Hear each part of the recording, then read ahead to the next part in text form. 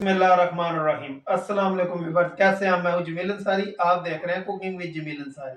जैसा कि आप जानते हैं, रहमतों बरकतों वाला माह रमजान का महीना शुरू हो चुका है, इसीलिए मैं आज आपके लिए पकौड़ों की रेसिपी लेकर आया हूं। ये बनाना बहुत ही आसान है। इसे बनाने के लिए किन किन चीज़ों की ज़रूरत पड़ती है वो मैं आज आपके साथ शेयर करूंगा। आइए चलते हैं रेसिपी। बिस्मिल्लाहिर्रहमानिर्रहीम। हमने ये 2 अदद आलू लिए हैं। आलूओं के छिलके हमने रिमूव कर दिए थे। अब हम इसकी कटिंग कर लेंगे। जिस साइज़ की कटिंग हमें चाहिए वो हम आपको काट के दिखाएंगे। आप देख सकते हैं हमें इस तरह की ही कटिंग चाहिए। मैं आज पकोड़े बना रहा था। मैंने सोचा क्यों ना आज आपके साथ आलू पालक के पकोड़ों की रेसिपी शेयर की जाए। आलू हमने कटिंग कर लिए हैं। अब हम बेसन को अच्छे से छान लेंगे। आज जो हम आलू पालक के पकोड़ों की रेसिपी शेयर कर रहे हैं, इंशाल्लाह ये आपको ज़रूर पसंद आएगी। बेसन को हम अच्छे से छान लेंगे। अब हम पकोड़ों के लिए बैटर तैयार कर लेंगे। हमने एक बोल लिया और उसमें आलू कटिंग किए हुए ये शामिल करेंगे। अब हम इसमें बेसन शामिल करेंगे। हम इसमें 4 चम्मच बेसन शामिल करेंगे। अगर बेसन कम लगा हम और शामिल कर लेंगे। और इसमें अब हम 2 चम्मच मैदे के शामिल करेंगे। इससे हमारे पकोड़े बहुत क्रिस्पी तैयार होंगे। अब हम इसमें 2 दरमियाने साइज़ के कटे हुए प्याज शामिल करेंगे। और इसमें 1 कटोरी हम पालक की शामिल करेंगे। इससे पकोड़े बहुत सॉफ्ट और जूसी बनेंगे। और अब हम इसमें पुदीने के थोड़े से पत्ते शामिल करेंगे। इससे बहुत प्यारा टेस्ट आता है। और इसमें थोड़े से हम धनिया के पत्ते शामिल करेंगे। और इसमें 3 से 4 अदद सब्ज़ मिर्चें कटी हुई शामिल करेंगे। इसमें हम 1 चम्मच सूखे धनिया का शामिल करेंगे। और 1 चम्मच हम इसमें अनारदाना शामिल करेंगे।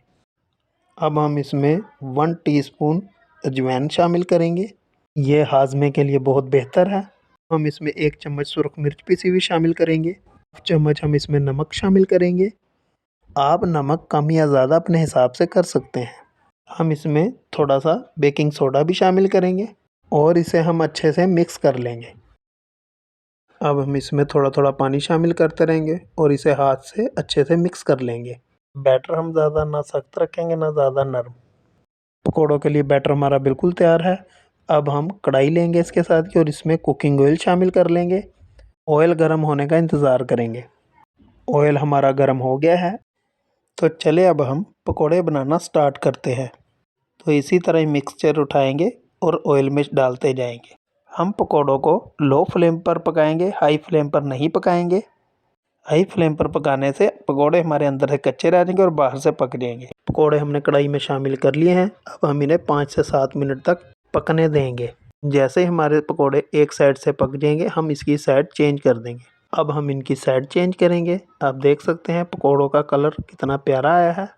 इसी तरह ही हम दूसरी साइड से भी इन्हें पका लेंगे। पकोड़ों की हमने साइड चेंज कर ली है। अब हम इन्हें थोड़ी देर पकाएंगे। अब हम इसे छानने की मदद से पलटा लेंगे। अगर आपको मेरे ये पकोड़े पकाने का तरीका अच्छा लगा हो तो मेरे चैनल को लाइक शेयर सब्सक्राइब ज़रूर कीजिएगा। इससे हमारी हौसला अफजाई होती है। इसी तरह ही हम आपके लिए मज़े मज़े की रेसिपीज़ माह रमज़ान की लेकर आते रहेंगे। पकोड़े हमारे बिल्कुल तैयार हैं। अब हम इन्हें प्लेट में निकाल लेंगे। पकोड़े हमने कढ़ाई में से निकाल लिए हैं। पकाया जो बैटर बचा है उसके भी पकोड़े हम तैयार कर लेंगे। अगर आप पकोड़े मेरे ही तरीके से तैयार करेंगे तो यकीन जाने आप बाज़ार के पकोड़े भूल जाएंगे। अब बाकी का मिक्सचर भी ऑयल में शामिल कर लेंगे। बैटर हमने डाल दिया है। अब हमने इसे छेड़ना नहीं है। अब हम इसे 3 से 4 मिनट तक पकने देंगे। 3 से 4 मिनट हो गए। अब हम इसकी साइड चेंज करेंगे और दूसरी साइड भी अच्छे से पका लेंगे। आप देख सकते हैं बहुत ही बेहतरीन कलर आया है और बहुत ही टेस्टी पकोड़े बने हैं। जो लोग चाय के शौकीन हैं वो इन्हें चाय के साथ खाएं। और ये बनाना बहुत ही आसान है, 10 से 15 मिनट में पक जाते हैं। अगर दस्तरखान पे पकोड़े ना हो तो अफ्तारी करने का मज़ा नहीं आता। अगर आपको भूख लगी हो तो आप ये पकोड़े बनाकर खा सकते हैं। अल्हम्दुलिल्लाह पकोड़े हमारे बिल्कुल बनकर तैयार हैं। अब हम इन्हें प्लेट में निकाल लेंगे।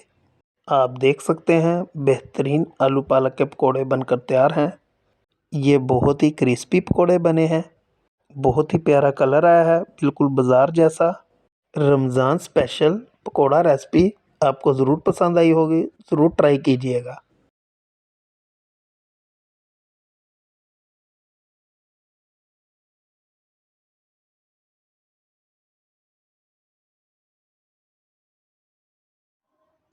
उम्मीद है कि आपको ये मेरी पकौड़ों की रेसिपी पसंद आई होगी। अगर पसंद आई हो तो ज़रूर ट्राई कीजिएगा और मेरे चैनल को लाइक शेयर सब्सक्राइब ज़रूर कीजिएगा। मिलते हैं अगली रेसिपी के साथ। अल्लाह हाफिज़।